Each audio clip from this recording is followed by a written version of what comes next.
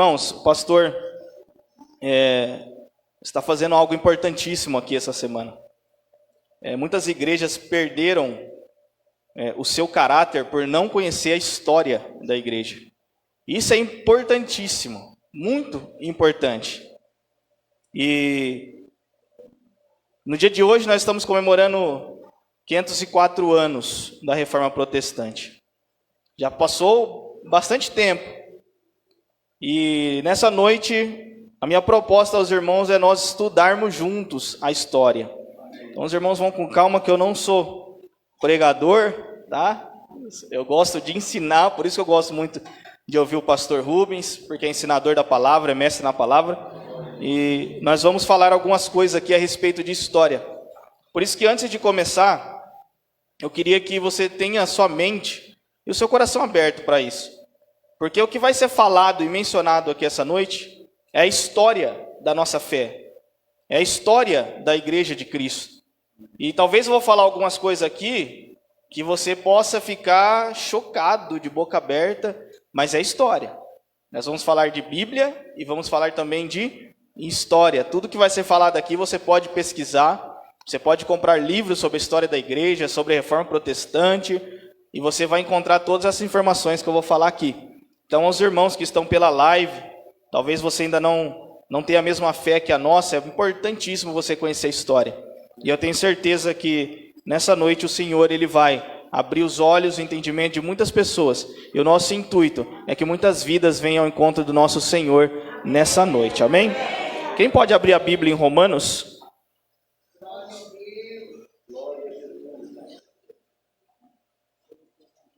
Prometo que eu vou ser breve, vou com bastante calma aqui, para a gente não perder nenhum ponto.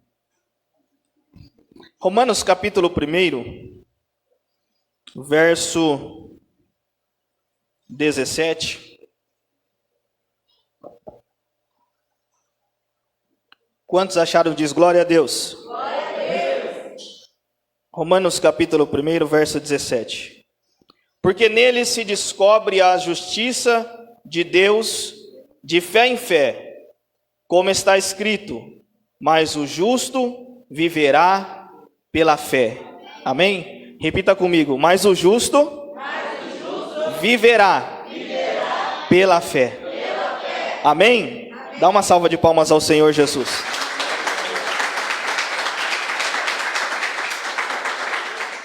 Glória a Deus. Irmãos, para começarmos aqui a estudar um pouco sobre a história da Reforma, e Reforma Protestante, melhor dizendo, nós precisamos ter em mente, primeiro, que se existiu uma reforma, é porque algo foi deformado. Amém. Se foi necessário reformar, é porque alguma coisa estava boa, estava legal, tinha uma forma, e no decorrer do tempo isso foi deformado. É a mesma coisa de você ter um carro novo, o engenheiro projeta esse carro, ele sai zero, novinho. Você tem 10 anos e ele está novinho, de repente vem alguém e bate em você. O seu carro fica totalmente deformado, e é preciso uma reforma para voltar ao seu estado original. Amém? Vamos bem devagarzinho aqui para a gente começar a entender, porque se a gente não pegar pelo menos esse princípio de início da reforma, nós não vamos entender o porquê que Martinho Lutero, 1517 anos depois de Cristo, ele foi um dos pais que trouxe essa reforma para a igreja. Qual é a etimologia da palavra, o sentido da palavra reforma? Dar a primeira forma. Ou seja, a reforma é consertar, é construir, ou consertar aquilo que não está correto, aquilo que não está certo. Amém? Então o sentido da reforma era trazer de volta a forma. E o que é forma? O que é uma forma? É um formato, uma identidade, perfil ou um padrão. E a igreja teve isso no início, porque se tinha uma forma ou um modelo, qual era essa forma? Qual era esse modelo? Como que era a igreja no princípio de todas as coisas? Porque antes da reforma, a igreja teve uma forma. Antes da reforma, a igreja teve o seu nascimento. Ela se formou. E ela se formou com bases, ela se formou com estrutura. Porque o fundador da igreja não foi apóstolo Pedro. O fundador da igreja chama-se Jesus Cristo de Nazaré. Ele fundou a igreja. E o que Jesus faz é perfeito. Vamos entender um pouco aqui, irmão, sobre o surgimento da igreja. Eu sei que se você for lá na Bíblia, você vai ter muitas informações a respeito sobre isso. Nós já estamos acostumados a ouvir sobre isso, escolas bíblicas dominicais, cursos, cultos de ensino, mas nós vamos aqui repassar algumas ideias sobre o surgimento da igreja. Os irmãos que puderem depois aí me ajudam na tela, tá? Com os versículos, eu vou citando aqui. Não vou conseguir ler todos, senão não vai dar tempo. Então vamos lá. Existe um período na história que nós chamamos de período interbíblico. Quem conhece o período interbíblico? Alguns irmãos conhecem. O que é o período interbíblico? É um período que vai do profeta Malaquias até Mateus. Do último livro do Antigo Testamento até o primeiro livro do Novo Testamento. É um período de aproximadamente 450 a 480 anos. E o que acontece nesse período? Nesse período, Deus ele não levanta nenhum profeta para falar à nação de Israel. É um período em que Deus, vamos dizer assim, ele se cala. Ele não revela mais nada àquele povo. Porque Deus está preparando um cenário para a vinda de Yeshua. Deus está preparando um cenário para a vinda de Cristo. E nesse período de 450 anos, vários impérios dominaram o mundo. E quando Jesus Cristo nasce, quando o Messias vem, o império que está dominando o mundo é o Império Romano. Jesus ele nasce sobre o domínio do Império Romano. Roma havia tomado a maior parte do mundo e eles eram os imperadores que imperavam naquela época. Até aqui tudo bem? Ok? Vamos lá, Jesus, ele nasce de uma virgem, cumprindo todas as escrituras do Antigo Testamento, todas as profecias que foram faladas a respeito do nascimento do Messias, foi cumprido em Jesus. Depois Jesus, ele vai crescendo e ele vai se batizar no Rio Jordão. A Bíblia diz que naquele dia há-se uma menção da Trindade, o Pai, Filho e Espírito Santo, ali no batismo de Jesus. E Jesus, após ser batizado, ele cresce, ele tem o seu crescimento espiritual e inicia o seu ministério, com 30 anos de idade. Ali Jesus vai começar a pregar sobre o reino de Deus. Aqui Jesus vai começar a falar sobre o reino do seu Pai, que vai ser instaurado na terra. E não só falando sobre o reino de Deus, mas Jesus ele vai curar muitos enfermos. Jesus vai expulsar espíritos imundos. E Jesus vai salvar muitas pessoas através da anunciação do Evangelho. Jesus ele vai cumprir o seu ministério aproximadamente 3 anos, a 3 anos e meio. E ele vai para a cruz. Todos nós conhecemos a história de Jesus. E quando Jesus vai para a cruz, que ele morre, ressuscita ao 3º dia, ele cumpre toda a justiça de Deus. Jesus ele veio para nos justificar. Porque, irmão, vou falar uma coisa muito séria aqui. Nenhum dos senhores e nenhum das senhoras, nem mesmo eu que estou aqui, seríamos salvos se fosse por condições próprias. Por nós mesmos, nós já estávamos condenados para a ira de Deus. Mas Jesus, pelo seu amor e pela sua rica misericórdia, ele decidiu nos amar e nos salvar da ira de Deus. A Bíblia diz que Jesus ele ressuscita ao 3º dia. E ele vai ficar um período de 40 dias sobre a terra. E ele vai ser visto por muitas pessoas, muitos testemunhos. Mas antes de subir ao céu, na cidade de Betânia, Jesus chama os seus discípulos. Ele reúne os discípulos. E ele diz tudo o que ele iria fazer. Ele estava dizendo, eu vou para o céu. Chegando lá eu vou rogar ao Pai para que envie outro Consolador, para que fique com vocês, para que instruam vocês, para que capacitem vocês e para que levem vocês para pregar o Evangelho às nações. E Jesus dá uma ordem, aqui nós chamamos, eu gosto muito disso, o pastor sabe disso, chamamos de a grande comissão. Jesus comissiona ele dizendo, vão pelo mundo e preguem o evangelho a todas as pessoas. E ele faz uma promessa dizendo, vão para Jerusalém, porque em poucos dias vocês serão revestidos de poder. Olha que interessante, Jesus está falando, eu vou dar uma ordem a vocês, fiquem lá em Jerusalém, porque em Jerusalém vai acontecer uma coisa extraordinária. O Espírito Santo vai descer sobre vocês, e naquele dia, quando o Espírito Santo descer sobre vocês, vocês receberão poder para testemunhar de tudo aquilo que eu fiz para a glória do meu nome. Quantos estão preparados para receber poder de Deus aqui nessa noite? Se você abrir a sua Bíblia em Atos capítulo 2, você vai ver que acontece a descida do Espírito Santo na festa do Pentecoste. Jesus ele foi tão tremendo, e Deus ele é tão estrategista, que ele decide inaugurar a sua igreja no dia da festa do Pentecoste. O que é a festa de Pentecoste? É uma festa que se dava 50 dias depois da Páscoa. Uma festa em que era celebrado as primeiras colheitas, onde as pessoas colhiam aquilo que havia plantado e levava de oferta a Deus. Irmão, o pastor acabou de falar sobre oferta. Muitas pessoas hoje ficam, não pega muito no pé de oferta, não pega muito no pé sobre isso, sobre aquilo. Irmão, nós precisamos de uma reforma também, para esse sentido, viu, pastor? Porque se a pessoa diz que é pentecostal, ele não oferta, ele não dizima, ele não é pentecostal. Porque Pentecoste, a festa de Pentecoste era a festa das colheitas. E as pessoas iam com alegria agradecer a Deus por tudo aquilo que Deus tinha feito por eles, irmãos. Como que eu dizendo que sou pentecostal não tenho prazer em ofertar na casa do meu Deus? Então você não é pentecostal. Ou você não entendeu o que é ser pentecostal.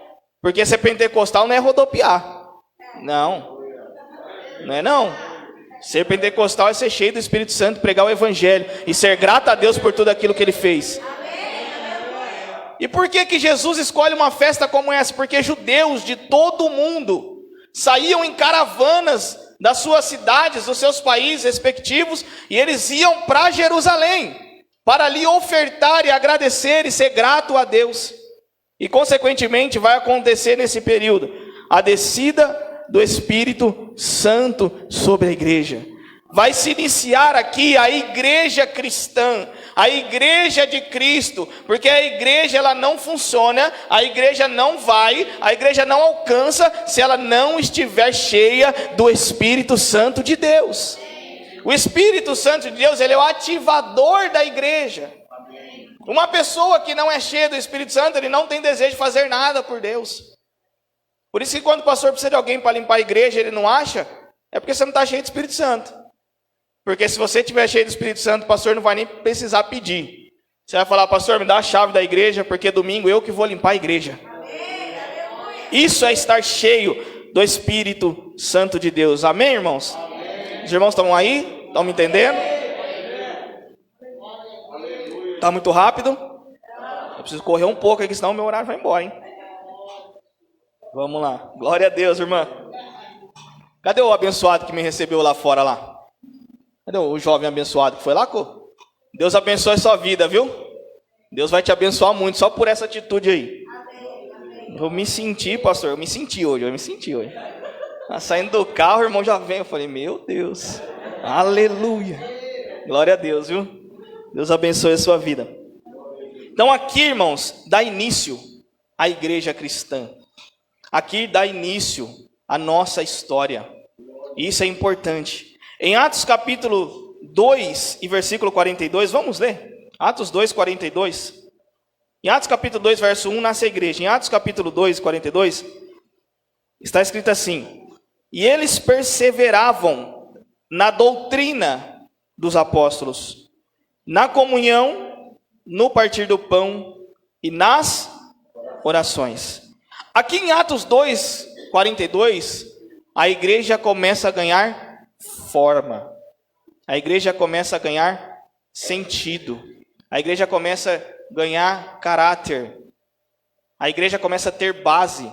Porque eles perseveravam na doutrina dos apóstolos, no ensino dos apóstolos. Aqui a igreja vai ter princípios. identidade. Aqui a igreja vai ter padrão. E isso que aconteceu em Atos 2:42 não podia ser perdido. E vocês vão ver que ao longo da história essa condição foi mudando. Amém? Essa doutrina que os apóstolos ensinavam, eles receberam do próprio Senhor Jesus. Não foi uma invenção deles. Vamos colocar aqui o que é melhor para nós e vamos falar para as pessoas seguir. Não. Foi o que eles conheceram de Cristo. Foi o que eles aprenderam de Cristo. E se tornou a doutrina dos apóstolos, dos pais da igreja, em que as pessoas perseveravam para cumprir toda essa doutrina. Amém? Mas em Atos capítulo 9, se você andar um pouquinho mais na sua Bíblia, vai ocorrer a conversão de um homem chamado Saulo. E Jesus levanta um homem que agora seria o responsável pela teologia da igreja. Ele era fariseu, foi criado aos pés de um homem chamado Gamaliel, um homem da época muito inteligente, um rabino admirado por todas as pessoas pela sua inteligência e sabedoria. E Paulo ele vai ser criado aos pés desse rabino. E ele vai escrever 13 cartas doutrinárias e pastorais, as quais você vai encontrar na Bíblia Sagrada. Então agora, quando Paulo escreve essas cartas doutrinárias, que Jesus levanta ele para escrever as cartas doutrinárias da igreja, a igreja ela vai ter doutrina e ela vai ter também a teologia. Porque a doutrina dos apóstolos era passado de casa em casa. Eles iam de casa em casa ensinando aquilo que Jesus havia ensinado para eles. Eles se reuniam nos templos para ensinar o que Jesus ensinou para eles. Mas isso ainda não estava colocado nos pergaminhos. Isso ainda não estava sintetizado em papéis. Ainda não estavam registrados. Então Deus levanta Saulo de Tarso, que depois virou Paulo de Tarso, para escrever, para doutrinar e fazer essa teologia, a qual nós encontramos na Bíblia Sagrada. Então agora a igreja vai ter uma forma, ela está completa, porque ela tem doutrina e ela tem teologia. A igreja ela só é completa quando ela vive na doutrina e na teologia saudável cristã. Quando ela se desvia disso, irmãos, por isso que muitas pessoas perguntam, qual igreja eu devo procurar? Irmãos, procure a igreja mais bíblica possível. Porque algumas pessoas, eles criam visões e fantasias, e eles interpretam a Bíblia ao seu bel prazer e começam a ensinar heresias que não correspondem com a palavra de Deus. E pasmem vocês, eu vou em algumas igrejas, não sou pregador, não vou pregar, mas eu costumo congregar em alguns lugares, domingo à noite, nosso culto é de manhã, eu vou em alguns lugares. E algumas coisas que eu vi aqui, nesse período da igreja que foi entrando nas heresias, pastor, eu comecei a observar que muitas igrejas hoje trabalham nessa mesma forma, heréticas. E precisa de um tempo como esse, de um momento como esse. Para quê? Para a gente refletir o que nós estamos fazendo de certo, o que nós estamos fazendo de errado e colocar as coisas no eixo novamente. E eu tenho certeza que a partir dessa semana agora, em que o pastor começou a fazer essa reforma, Deus vai levantar reformadores deste lugar em nome de Jesus. Apologetas, pessoas que defendem a sua fé. Jovens que vão invadir as escolas e as faculdades defendendo o evangelho em nome de Jesus. Porque é para isso que nós estamos aqui, compartilhando essa história, para que você seja inundado por elas. O dia que eu assisti o filme de Martinho Lutero, no outro dia eu já queria ser Lutero. Falei, não, eu vou para cima, tem que reformar um monte de coisa. Mas daí é a mesma coisa de Davi bater no Golias, né, pastor? Você vai bater com gente grande, aí só Deus para nos dar graça a respeito disso, amém? Então vamos lá, Paulo vai ensinar. E a igreja, ela foi fundada nisso, na justificação somente pela fé. Ou seja, o homem só pode ser justificado e perdoado os seus pecados somente pela fé. Era isso que os apóstolos ensinavam. Atos capítulo 4 e versículo 12. Somente pela fé se alcança o perdão dos pecados. Isso foi ensinado pelos apóstolos. Vai guardando aí. Paulo ensina que a salvação é somente pela graça e não pela observância da lei. Porque Paulo mesmo diz que pela lei é evidente que ninguém pode ser salvo. Porque a lei iria condenar todo mundo ao inferno. Porque para você ser salvo pela lei, você tinha que cumprir todos os pontos da lei. E o único homem na terra que cumpriu todos os pontos da lei foi Jesus. Mais ninguém. Somente ele. Então o resto da humanidade estava condenado pela lei. Então precisou vir Jesus, cumprir a lei e estabelecer a graça. E o que é a graça? É o favor imerecido. É aquilo que eu não merecia, você não merecia, mas Ele nos deu, porque Ele nos ama. Essa é a graça. Aleluia. Você pode dizer glória a Deus? Quando nós chegamos em Atos capítulo 7, vai acontecer o primeiro mártir da igreja. Estevão vai ser apedrejado em praça pública por pregar a verdade. Irmão, se você tem um desejo de pregar a verdade, se prepare. Se prepare, porque as pedras vão vir, a perseguição vai vir. As pessoas não querem que você fale a verdade. A história do mundo nos mostra isso, que todas as vezes que levantam pessoas para pregar a verdade, as pessoas ocultam ele. Porque eles não querem que você pregue a verdade. Eles não querem que você ensinem o que de fato é para ser ensinado. Porque eles sabem que pessoas vão levantar como reformadores e vão começar a trazer questionamentos. E quando não se tem refutação para esses questionamentos, acontece muitas das vezes de perder pessoas. E esse é o medo de muitos líderes. De perder pessoas, porque eles acham que as pessoas são deles. Eu não sei isso, o pastor depois pode me ensinar se eu estiver errado quanto a isso. Mas eu não vejo na Bíblia Jesus dando autoridade para ninguém em cima de pessoas. O que eu vejo na Bíblia é Jesus dando autoridade sobre demônios, espíritos imundos que agem na vida das pessoas, não sobre pessoas. Mas hoje o que nós estamos vivendo são líderes que estão aprisionando as pessoas como se tivesse posse delas. Nós temos sim, respeitar os nossos pastores, nossos líderes, nossos pais espirituais, mas entendendo que eles também têm que estar debaixo daquilo que Jesus ensinou. Porque quando estão fora da palavra de Deus, fora daquilo que Jesus ensinou, precisam ser questionados. Precisam ser questionados. Eu tenho certeza que se o pastor abriu essa oportunidade para falarmos sobre a reforma, é porque vai surgir muitos questionamentos. O pastor tem muito mais tempo do que eu de cristão. Tenho certeza que muitas das vezes o senhor já questionou muito. Não só líderes, mas como nós questionamos a Deus. Nós vamos ver que Lutero fez isso. E questionou a Deus ao ponto de ele achar que Jesus era um Deus tirano. Um Deus que queria mandar todo mundo para o inferno. Porque são questionamentos. Quando nós conhecemos a verdade vem de encontro. Isso gera um baque em nós. E isso é importante, porque nos faz refletir, nos faz pensar e nos faz mudar de vida quando nós conhecemos a verdade. Porque a Bíblia diz: conhecereis a verdade e a verdade vos libertará. Estevão é apedrejado. Atos capítulo 8. Por causa da perseguição, a igreja começa a sair dos limites de Jerusalém. O evangelho chega a Samaria. Em Atos capítulo 13, Paulo vai dar início às suas viagens missionárias. Se você ler Atos capítulo 13, não vai dar tempo de eu falar agora. A Bíblia vai dizer que havia mestres, doutores, pastores, mas faltava uma classe de pessoas nessa igreja. E quem eram esses? Os missionários. Porque a igreja ela tinha doutrina, ela tinha palavra, ela estava boa. A igreja de Antioquia era uma das melhores igrejas. Tinha pastores, ensinadores, mestres, grupo de louvor. A igreja estava perfeita. Mas ela não saía das suas paredes.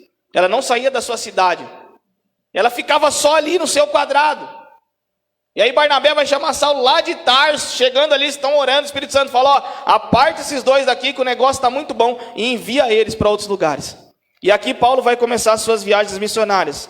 E sai fundando igreja por toda a Ásia Menor, Oriente Médio e Europa. Isso sem avião, sem WhatsApp, sem comunicação, sem internet, sem nada. Paulo apenas de cavalo, de barco. Ele sozinho, com alguns irmãos, poucos irmãos, ele prega o evangelho na Ásia Menor, na Europa e no Oriente Médio e norte da África. Será que a gente pode refletir o que nós estamos fazendo para o Senhor Jesus? Com WhatsApp, com Facebook, com Instagram. Postamos um monte de porcaria o dia inteiro na internet, mas nunca postamos nada de bom. Eu não sou pastor dessa igreja, então não vou puxar a orelha de ninguém. Senão o pastor não deixa eu voltar mais, amém? Vamos lá. E em 40 anos, irmãos, quantos anos? 40 anos, o evangelho cresceu e tomou conta de todo o Império Romano. Irmãos, nós estamos falando apenas de 40 anos. Só a Assembleia de Deus no Brasil tem mais de 100. Já alcançou o mundo inteiro, graças a Deus por isso. Mas e nós? Eu tenho 11 para 12 anos de cristão. O que será que eu alcancei para o Senhor? Você, quanto tempo você tem de cristão? Quantas vidas você alcançou para o Senhor? Paulo é um exemplo para nós. 40 anos. Ele alcança o mundo inteiro da sua época. Irmãos, nesse período aqui, a igreja ela vai crescer de uma forma extraordinária. A igreja nesse período de Paulo, ela está forte, ela está poderosa, a igreja está crescendo. A igreja aqui está imbatível, como o louvor que as irmãs cantaram aqui. Eles estavam indo para as arenas, os leões estavam comendo eles vivos, mas a igreja estava crescendo. A igreja não parava, quanto mais perseguição tinha sobre a igreja, mais a igreja crescia. Então se levanta um imperador chamado Nero, e no ano de 64, ele manda decapitar Paulo, e Paulo é morto, e os demais apóstolos também vêm sendo martirizados. Todos eles foram morrendo de martírio.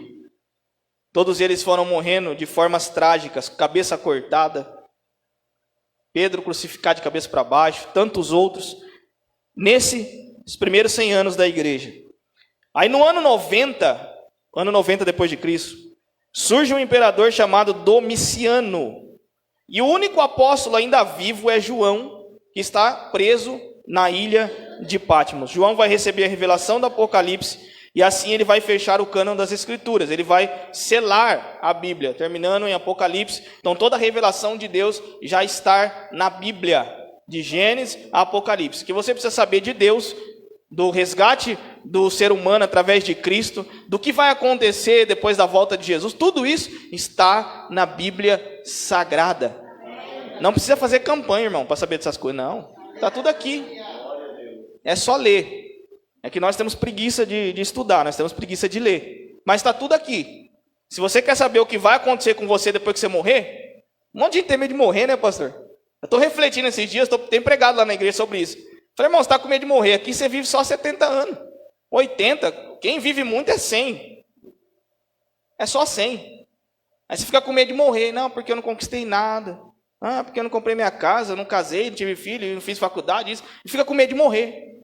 Mas quando você morrer aqui, não acabou, irmão. Vai apenas começar. Porque se aqui você vive 70, 80 anos, depois que Jesus voltar, você vai viver ainda 1000 com ele nessa terra. São 1000 anos, são 10 vidas dessa. Você vai ter tempo de fazer muita coisa, irmão. Muita coisa. Então vive intensamente para Jesus nessa, para depois você desfrutar os 1000 anos com Cristo, reinando com Ele. Porque alguns vão reinar. Aleluia.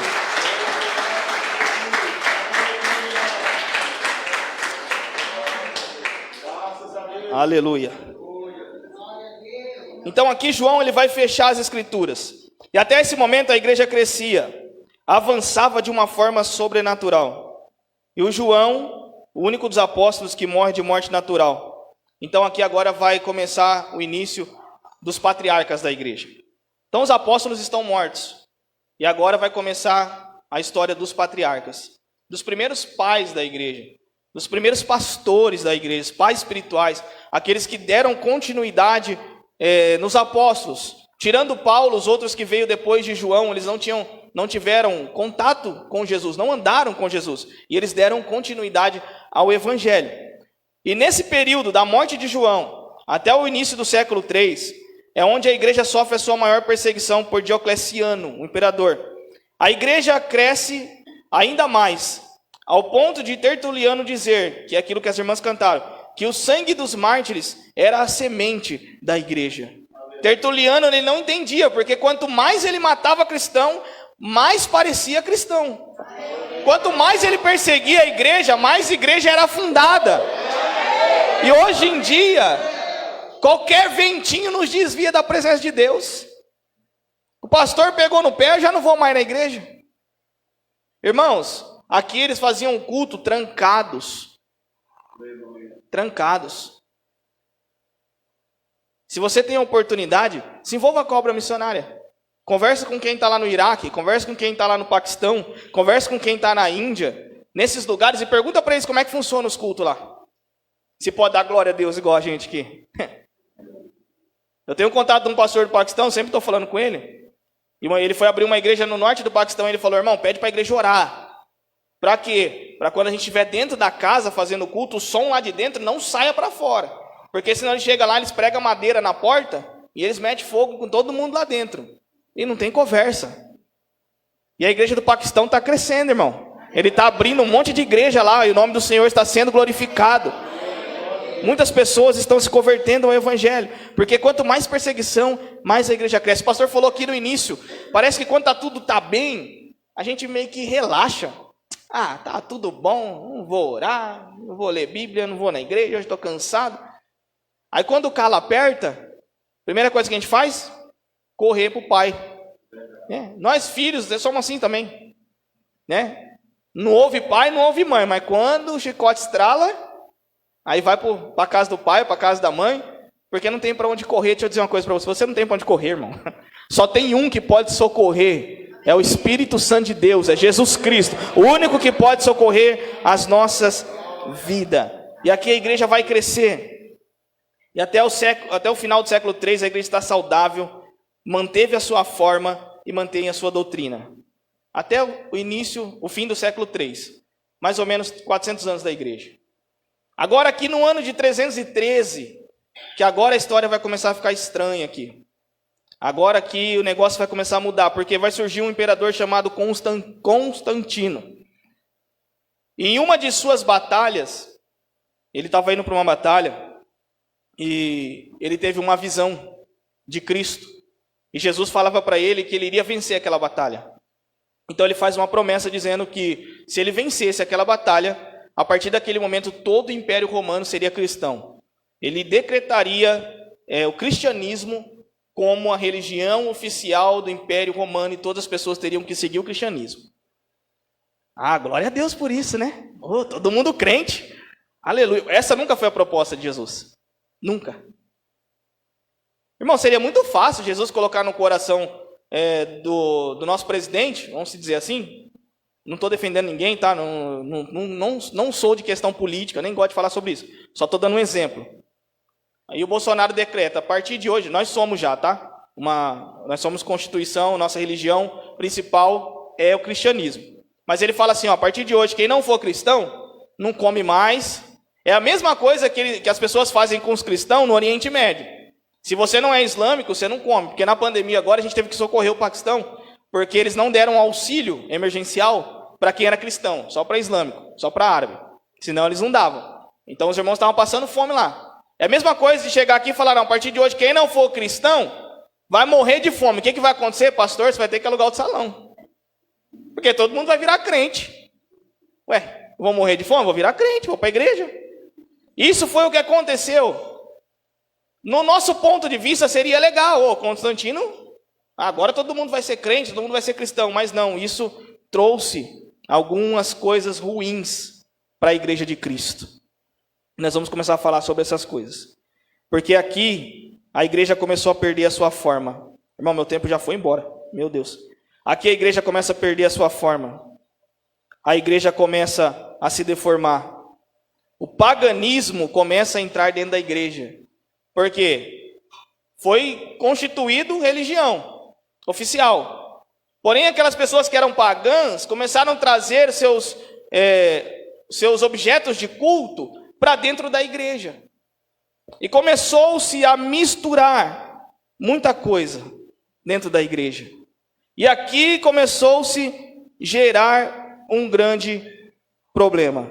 No início do século VII, o imperador Flávio Focas, ele declara o bispo de Roma, Bonifácio III, bispo universal. Ou seja, a partir de 607 depois de Cristo, exigiu-se um bispo universal. Ele era o pastor ou o bispo da igreja em geral. E aqui começa uma das maiores heresias da igreja, o papado romano.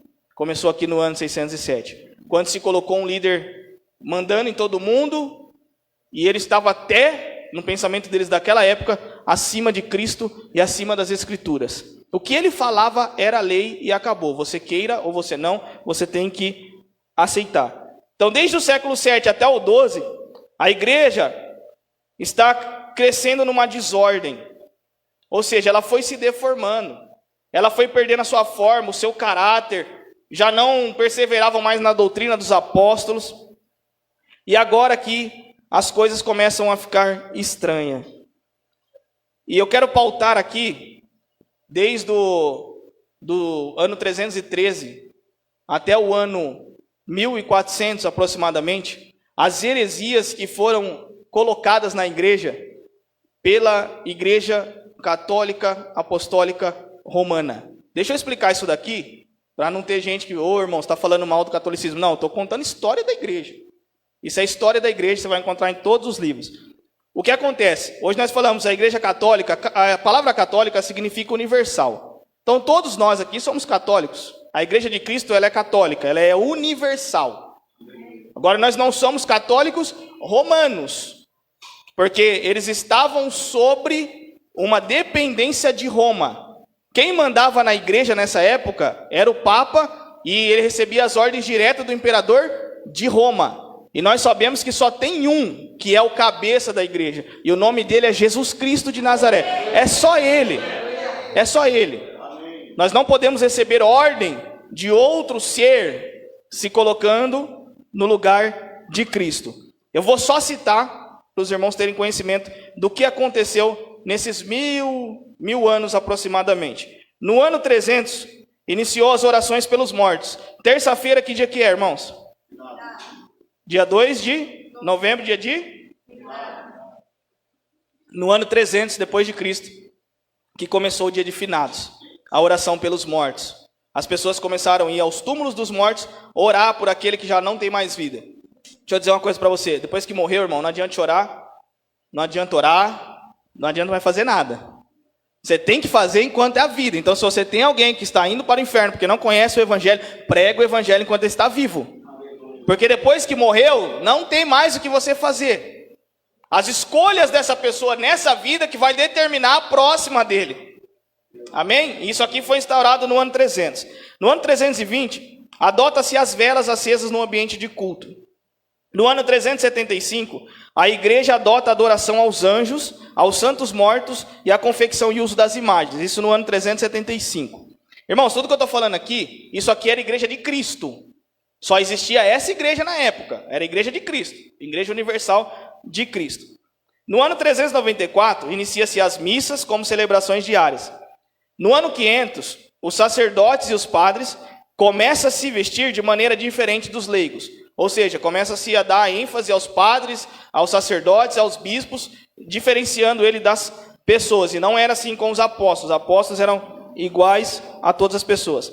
No ano 593, Gregório I estabelece a doutrina do purgatório. Quem já ouviu falar em purgatório? Misericórdia, ninguém foi católico aqui, não, antes? Purgatório, irmão, isso aí você aprende na igreja. Eu aprendi até esqueci o nome, na catequese, aprendi isso daí. O que é o purgatório? Aqui a igreja católica, ela começou a ensinar que quando uma pessoa morria, ela ia para um estado intermediário. Ela não ia nem para o céu e nem para o inferno, ficava no estado intermediário. E as pessoas que estavam na terra, seus amigos, seus familiares, tinham que fazer orações por ela, tinham que dar oferta por ela, tinham que fazer sacrifícios e penitências por ela, porque de acordo com aquilo que as pessoas fizessem por ela na terra, ela iria depois para o céu ou para o inferno. Então, se a pessoa não tivesse familiar ou não tivesse muitos amigos, ia direto para o inferno. Então, era as pessoas daqui da terra que decidiam para onde ela ia. E não era a sua vida em si, quando ela estava em vida. Então, isso aqui é a doutrina do purgatório. Foi instaurado na igreja no ano 593. Vai observando que as heresias só vai aumentando. Já está saindo de tudo aquilo que Jesus ensinou e os apóstolos ensinaram. No ano 600, o latim passa a ser a língua oficial das missas e orações. Você sabendo ou não latim, as missas e os cultos eram em latim. É a mesma coisa do pastor Rubens falar assim, a partir de hoje eu vou pregar só em inglês. Você que não sabe, olha, a irmã sabe. Você que não sabe, irmão, fica aí só escutando e acabou. era isso aí, eles instauraram o latim, e quem não sabia o latim ficava lá na missa sem entender o que se estavam falando. Nesse mesmo ano, no ano 600, eles adotam a oração feita por Maria, como Maria sendo intermediadora entre Deus e os homens. Aqui o Papa vai ensinar que tanto Jesus quanto Maria, ela também pode interceder. Então, se você ora para Maria, Maria vai lá e intercede por você e ela te responde. Isso aqui foi instaurado no ano 600. Tudo isso que eu estou falando era igreja de Cristo. Era a única igreja que existia na época. 607, como eu já disse, papado romano. Então, eles vão falar, agora o Papa é o sucessor de Pedro, porque Jesus colocou Pedro como pedra da igreja, vocês conhecem a história, e a partir de hoje, o Papa, ele é o pai de todos os cristãos. No ano 786, eles instauram o culto à cruz, culto às imagens e às relíquias, no ano 786. No ano 850, os padres começam agora a pegar água benta misturada com sal e usavam para santificar o local de culto. Então, antes das missas, eles aspergiam, e nas pessoas também, para santificar as pessoas com água benta. No ano 995, o Papa João XV ordena a canonização dos santos, ou seja, os apóstolos e alguns outros irmãos são considerados santos e têm poder de fazer milagres depois de mortos. Eles começaram a ensinar o quê? Que todos os apóstolos e os irmãos que morreram, que tiveram uma vida devota a Deus, eles também tinham poder de fazer milagres. Então você orava para eles, por um santo, uma pessoa que estava morta, e ele realizava os mesmos milagres que Jesus realizou. Então, no ano 995. No ano 1079, começa o celibato dos sacerdotes. Ou seja, eles não podiam mais casar, nem constituir família. O padre, os bispos, os sacerdotes não podiam mais casar. Isso foi no ano de 1079 depois de Cristo. No ano 1090, é inserido na igreja o rosário, aquela oração mecânica, em que você reza 50 Ave Maria, 10 Pai Nosso, e Deus já recebeu, e amém. Tá? Então, essa oração, Jesus já tinha ensinado sobre isso. Ele disse, quando vocês forem orar, não use de vãs repetições. Jesus tinha falado isso há 1090 anos atrás, depois isso foi inserido pela igreja. No ano 1184, no século VIII, no século XII, melhor dizendo, é constituído a Inquisição pelo Concílio de Verona, também chamada de Santo Ofício. Quem já ouviu falar na Inquisição? Santo Ofício. Era formado por tribunais da Igreja Católica que perseguiam, julgavam e puniam pessoas acusadas de desviar de suas normas e condutas. Aqui era, para você entender, a caça às bruxas. Então, todas as pessoas que não concordavam com os ensinos da igreja, eles eram considerados bruxos. Então, eles eram pendurados em praça pública e eles metiam fogo nele, na frente de todo mundo, para servir de exemplo. Algumas pessoas eram amarradas, corda no pescoço, com pedras grandes, jogavam eles no rio para morrerem afogados. E tantas outras crueldades que aconteceu nesse período da igreja, que nós chamamos de um período negro, um período sombrio, que existiu na igreja. Irmãos, isso tudo era igreja de Cristo.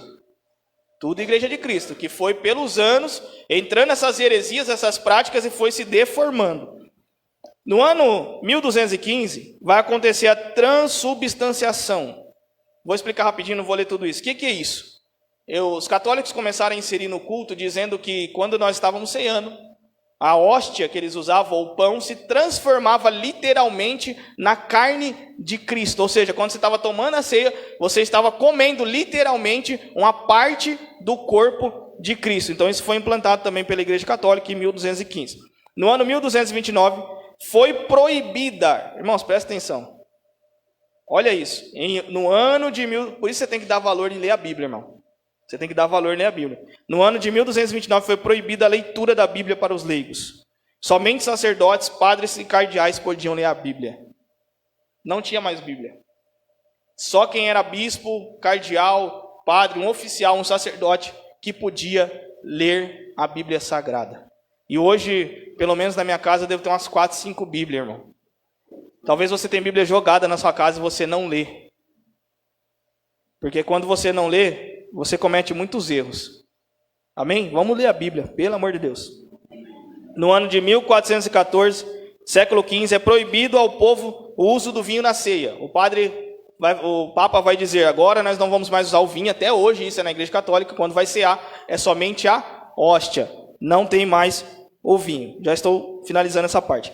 No ano de 1508, no século XVI, é inserido a oração à Ave Maria. Mas o pior, irmãos, ainda estava por vir.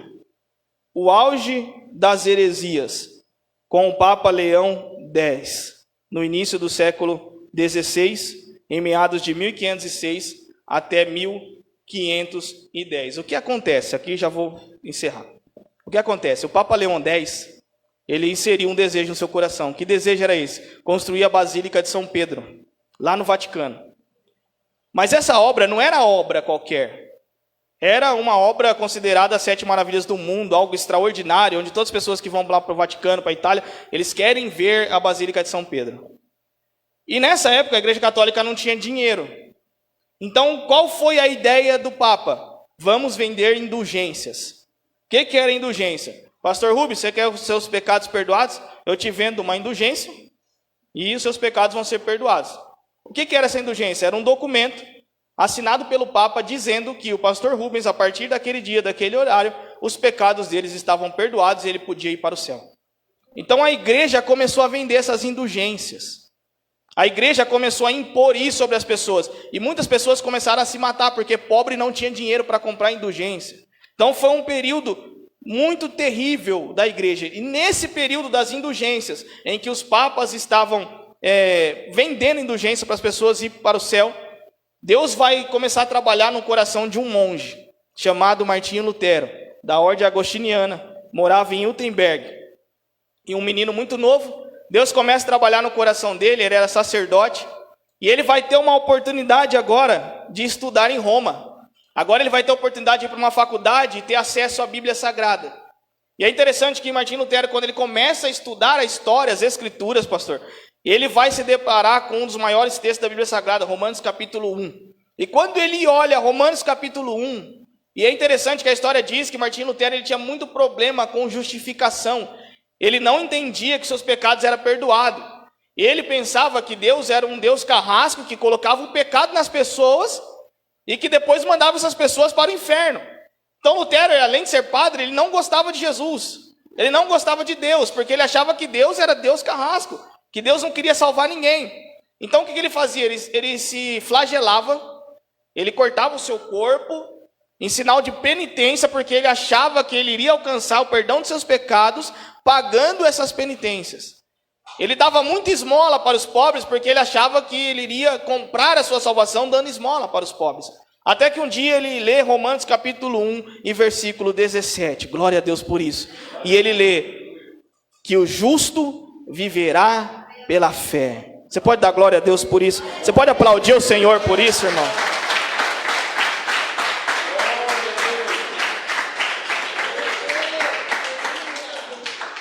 E ao ponto que ele vai lendo, ele vai descobrir que não é necessária indulgência, que você não precisa comprar documento, que você não precisa martirizar o seu corpo, que não é pelo Papa, que não é por pastores, não é por bispo, é somente pelo sangue de Cristo que nós somos perdoados dos nossos pecados. Martinho Lutero ele vai entender que é somente pela fé no sacrifício do nosso Senhor Jesus Cristo, e nem obra nenhuma poderia perdoar os seus pecados. E ele vai lendo a Bíblia. E ao ponto que ele vai lendo a Bíblia, ele vai escrevendo algumas teses, 95 teses para ser exato, refutando a Igreja Católica, os ensinos da Igreja Católica e do Papa. Então agora, ele vai pegar essas teses, 95 teses, e ele vai ir contra os ensinos do Papa Leão X e de um frade domiciano chamado Johann Tetzel. Esse Tetzel, ele era o maior pregador de indulgências da igreja na época. Ele que ensinava as pessoas a comprar indulgências. Então Martinho Lutero, ele vai brigar com pessoas do alto calão. E ele vai pegar essas 95 teses, ele vai escrever uma por uma, refutando todos os pontos de heresias da igreja católica. E ele chega na sua cidade de Wittenberg, no interior da Alemanha, e ele vai cravar na porta da igreja. Irmãos, é interessante porque a gente fala, mas por que na porta da igreja? Chega um padre lá, vê esse negócio e rasga, né? Mas é interessante porque naquela época, os portões da igreja eram usados como editais. Então, quando se tinha uma informação muito importante de um jornal, eles cravavam lá. Porque alguém ia pegar aquilo, ia distribuir para um, e imprimir outras cópias, e rapidamente a informação já corria. E foi o que aconteceu com Lutero. A informação dele foi muito rápida. Invadiu a Alemanha inteira. Invadiu a Europa inteira. E chega até Roma. Aí o negócio ficou estreito. Porque quando chegou no padre essas refutações, se eles tivessem algum argumento... Irmãos, isso é interessante, porque talvez se tiver algum irmão católico ouvindo essa pregação, faz igual Lutero. Refute os seus líderes. Pergunte. Questione. Interrogue. Irmãos, hoje eu tenho o privilégio de ter um chamado pastoral. Não sou pastor local de igreja, mas faço parte da membresia dos pastores, da diretoria de pastores da igreja em que eu congrego. E hoje em dia, um membro da igreja ele pode chegar e sentar com o pastor e falar: pastor, eu tenho dúvida disso, me ensina. Pastor Rubens, me ensina isso daqui. É claro, irmão, que tudo isso com carinho, amor, sabedoria, não com querendo questionar, não é isso que eu estou dizendo. Eu estou dizendo interrogar algo que você tenha dúvida. Porque Lutero ele poderia ter morrido com um monte de dúvida. Ele poderia ter passado a sua vida inteira com um monte de questionamentos. Você imagina a depressão que ele iria entrar se ele não questiona, se ele não parte para a Bíblia e não começa a refutar essas heresias. Se o padre tivesse, o Papa na época, Leão X, se ele tivesse como refutar, tenho certeza que ele escreveria outra tese. Ele tinha mais poder do que Lutero. E ele refutaria uma por uma, dizendo: a Bíblia diz, mas eles acreditavam muito em tradição. Então não era o que a Bíblia dizia, era o que o meu Papa antigo disse, que o outro disse, que o outro disse. Quem já brincou de telefone sem fio aqui? Lembra quando você era criança? Você falava assim, ó, guitarra prata. Aí o outro falava. Chegava lá do outro lado, estava banana prata. Tudo errado. Porque não estava registrado. Porque a Bíblia já estava canonizada, já estava fechada, estava tudo aqui. Mas eles foram colocando coisas que eles achavam que eram corretas e foi passando de geração em geração. Então Lutero vai afixar. Essa mensagem vai chegar no mundo todo e o Papa vai chamar ele para uma conversa agora. Olha que interessante. Antes aqui. Qual era a ideia de Lutero, irmãos? A gente já está encerrando. Qual era a ideia de Lutero? Fazer a igreja voltar novamente à sua forma de origem. Porque tinha uma origem, lembra? Atos 2, 42, doutrina dos apóstolos. Paulo escreve as epístolas, então tem teologia, tem doutrina. Aí vai entrando essas heresias, tudo contra aquilo que Jesus e os apóstolos ensinaram. Tudo contra a palavra. E agora Lutero ele quer fazer com que a igreja volte aos princípios originais.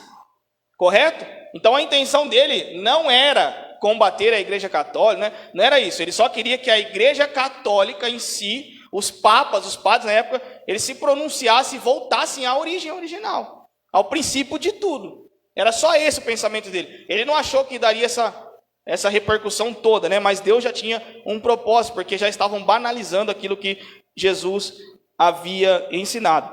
E mais para frente, esse movimento que nós chamamos de reforma, e para nós hoje reforma protestante, ela vai ganhar força com um francês chamado João Calvino, que ele vai escrever suas institutas com 24 anos de idade. Então várias outras pessoas que também faziam parte da igreja, e eram estudiosos, pensadores, começaram a pegar essas teses de Lutero, começaram a entender as escrituras e começaram a defender aquilo que Lutero pregava. Contra os papas, contra os bispos e os sacerdotes da Igreja Católica. Então, dia 3 de janeiro de 1521, Lutero é intimado pela Igreja Católica a comparecer diante do tribunal, nós conhecemos como a Dieta de Worms, que foi uma assembleia presidida pelo imperador Carlos V, onde ele foi intimado a revogar os seus pensamentos e os seus inscritos contra a Igreja Católica. Ou seja, o Papa falou o seguinte: ou você vai lá e desfala tudo que você falou, desfaz tudo que você fez e fala que você estava enganado, que você estava equivocado, ou a gente vai te excomungar, a gente vai te expulsar da igreja. Você não vai ser mais padre, você não é mais bem-vindo em nosso meio.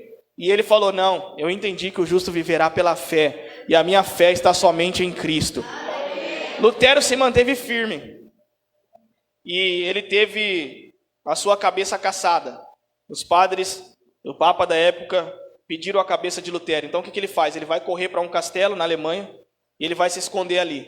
E durante esse período que ele vai se esconder ali, ele troca de nome e ele vai escrever a Bíblia na língua alemã. os alemães agora começam a ter acesso à palavra de Deus.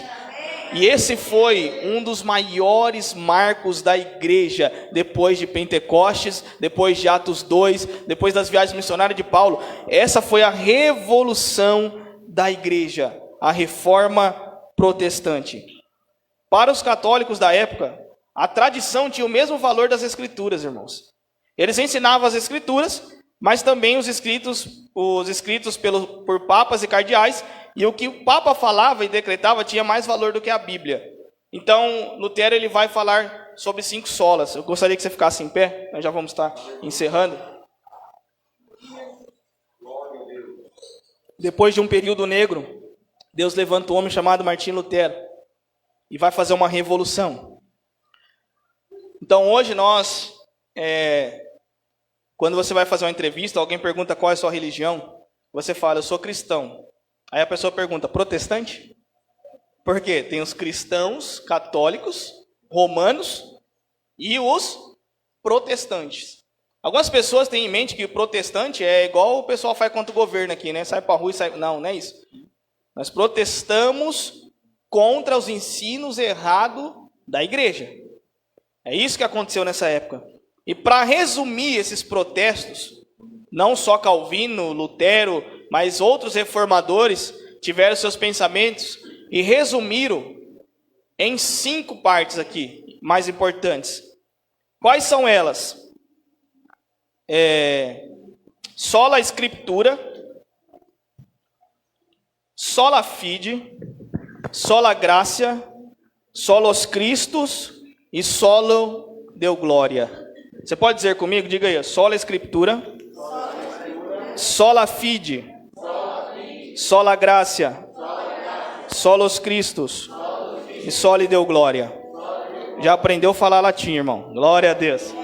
O que significa isso? Eles começaram a ensinar que somente as Escrituras, nada mais do que as Escrituras. Os reformadores começaram a ensinar que não importa o que o pessoal estava ensinando da época, falando da época, o que o padre escrevia, não, é somente as Escrituras, é somente por essa palavra que nós devemos acreditar, é somente nela que nós devemos viver, porque ela é o manual da nossa fé, é só as Escrituras, nada mais. Os reformadores ensinaram, sola fide, somente a fé. O que eles começaram a falar é o seguinte, vocês não precisam comprar indulgências, vocês não precisam dar esmola, vocês não precisam comprar a salvação de vocês, porque a salvação já foi paga por Cristo na cruz do Calvário, e é somente a nossa fé, só isso. É a Daiane que está aí? É você que está aí? Glória a Deus, está falando de máscara, não conhece ninguém. Meu Deus, minha amiga do coração de muitos anos. Glória a Deus pela tua vida, te ver aqui, hein? Meu Deus. Pastor, isso é lindo demais. Me ajudou demais no Vale de Jequitinhonha com doações. Estudamos juntos. E te ver aqui, meu Deus, seu irmão, né? Glória a Deus pela vida de vocês, viu? Estou feliz demais de ver vocês aqui. Aleluia, Deus seja louvado por isso. Somente a fé. É só a fé, irmãos, que nos move. É só a fé em Cristo. Não precisamos de mais nada. Efésios capítulo 2, verso 8 e 9. Porque pela graça sois salvos, por meio da fé. Isso não vem de vocês, é dom de Deus. Não vem das obras, para que ninguém se glorie. É somente através da fé em Deus. Aleluia. Entenda uma coisa, nós não praticamos obras para ser salvo. Como alguns irmãos de uma outra denominação acreditam aí, que quanto mais ele faz, quanto mais ele doa, quanto mais ele faz obra, ele vai alcançar a salvação. Não, já está pago por Cristo Jesus. Nós praticamos as obras porque nós somos salvos. Então quem é salvo e entende a salvação, ele vai praticar a obra, porque Jesus ensinou a amar o próximo como a nós mesmos. Terceiro ponto, somente a graça, o favor imerecido de Deus. Salmo 49, verso 8. Coloca para mim na tela. Salmo 49, verso 8. Pois a redenção da sua alma é caríssima, e seus recursos se esgotariam antes. Ninguém pode comprar a salvação. Aleluia. A salvação é dada pela graça, o favor imerecido de nosso Deus. Ele olhou para mim, ele olhou para você e disse: mesmo você não merecendo, eu quero te dar, eu vou te dar a salvação, porque o meu amor supera tudo aquilo que você fez. Somente a graça, somente Cristo. Os reformadores estavam ensinando que Cristo, ou melhor, os papas estavam ensinando que Cristo era mediador, mas Pedro também era, Paulo era, Maria também era. Mas quando você lê Atos capítulo 4, versículo 12, quando você lê 1 Timóteo capítulo 2, verso 5, e quando você lê João 14, 6 e vários outros versículos, você vai entender que Cristo é suficiente. Jesus, ele disse: eu sou o caminho, eu sou a verdade e eu sou a vida. Ninguém chega ao Pai se não for através de mim. Se as Escrituras está dizendo que eu só chego até Deus através de Jesus, por que eu vou pedir para Paulo, para Pedro, para João, para Maria? Não, eu tenho que falar direto com aquele que pode me levar até o Pai, que é Jesus Cristo de Nazaré. E somente a Deus devemos dar glória. Irmãos, entende esse ponto. Por um tempo, a glória que se dava a Deus, a Jesus, foi transferida aos papas, porque eles acreditavam que Pedro era o sucessor, que Pedro ficou como cabeça da igreja. Mas é tão interessante que uma vez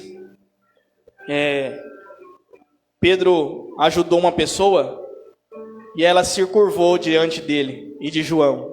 E ele disse o seguinte: levanta, porque somos homens, igualzinho a vocês. Dai glória somente a Deus. Se Pedro disse isso, e está escrito na palavra, quem sou eu para dizer, não, vocês têm que adorar Pedro, porque Pedro é o pai da igreja. O pai da igreja é Jesus Cristo. Ele é fundador, ele é o autor da minha e da tua fé. Somente a Jesus Cristo e somente a Deus nós devemos dar glória. Aleluia. Irmãos, que vocês nessa noite possam ter aprendido um pouco com essa história.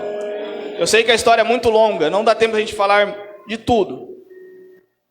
Mas que você pegue esse ponto da história e que você comece a viver uma vida diferente a partir de hoje. Entendendo a palavra. O que está surgindo de heresias hoje, de pessoas pregando contra os princípios bíblicos e fazendo igreja de tudo quanto é maneira, de tudo quanto é jeito. Eu não estou dizendo de cor, não estou dizendo nada disso. Eu estou dizendo apenas de palavra, de doutrina. Porque o modelo, o formato desses prédios pode mudar. O que não pode mudar é o que está escrito aqui. Mudou o que está escrito aqui, tem problema. Mas hoje estão abrindo igreja para todo tipo de pessoa. Ah, porque, pastor, eu não gosto de barba. Você pode abrir uma igreja sem barba? Ah, então só os sem barba vai para lá. Ah, eu não gosto, não sei, então vamos abrir uma igreja aqui que as mulheres vêm só de rosa. Aí vai só as mulheres de rosa. Então estão fazendo um negócio com o evangelho para agradar os homens. Se Lutero quisesse agradar homem, ele subia a escadaria lá do Vaticano de joelho, como fazia os outros padres, e beijava a mão do Papa. E ele se recusou a fazer isso porque ele falou: somente ao meu Deus eu vou dar glória.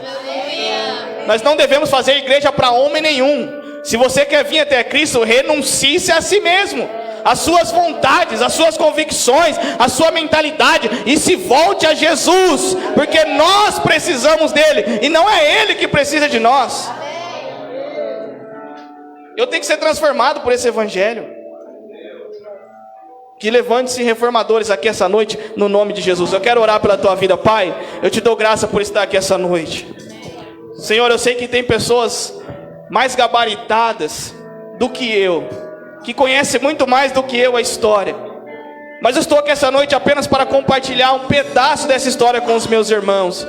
Senhor, de maneira nenhuma eu quero ofender ninguém, mas o teu Espírito convence as pessoas, e eu acredito, Senhor, que o Senhor está convencendo, que o Senhor está trabalhando nos corações e nas mentes, para que se voltem somente para a fé, somente para as Escrituras, somente para Ti, Senhor, somente para a Tua graça, e somente a Ti nós vamos dar glória, porque o Senhor é merecedor de toda a honra, de toda a glória e de toda a majestade. Senhor, eu oro para que nessa noite o Senhor levante reformadores neste lugar, que o Senhor levante uma geração que vai pregar a Tua palavra a tempo e a fora de tempo, nos quatro cantos dessa terra, e o Teu nome será conhecido entre todos os povos. Senhor, eu oro por essa igreja, pelo pastor Rubens, por toda a liderança, que o Senhor dê crescimento, que o Senhor dê sabedoria, e que o Senhor possa fazer prosperar este povo, no nome do Pai, do Filho e do Espírito Santo de Deus. Você pode dizer amém?